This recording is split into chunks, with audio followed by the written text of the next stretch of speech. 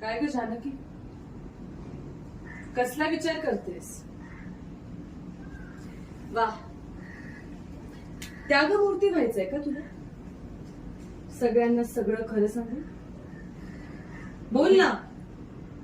मग मी काय करू? माझ्या हातून खून झालाय, माझ्याकडून गुन्हा झालाय, माझी घुसमट होते, याचा मला त्रास होतो. मी नाही लपू शकत सगळ्यांपासून. तुला त्रास होतोय म्हणून तू सगळ्यांना त्रास देणार? तू खून केलास हे जर तू सगळ्यांना सांगितलं तर याचे पडसाद रे.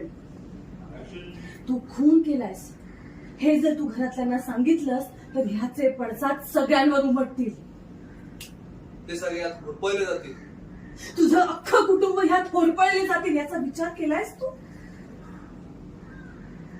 तुझं फक्त एक सत्य सांगणं सगळ्यांना महागात पडेल. तुझा नवरा, विचार कर. तुझा नवरा, तुझे सासू सासरे, तुझी जाऊ, तुझे दीर आणि तुझी लहान मुलगी ओवी, हे सगळ्यांचा विचार केलायस तू?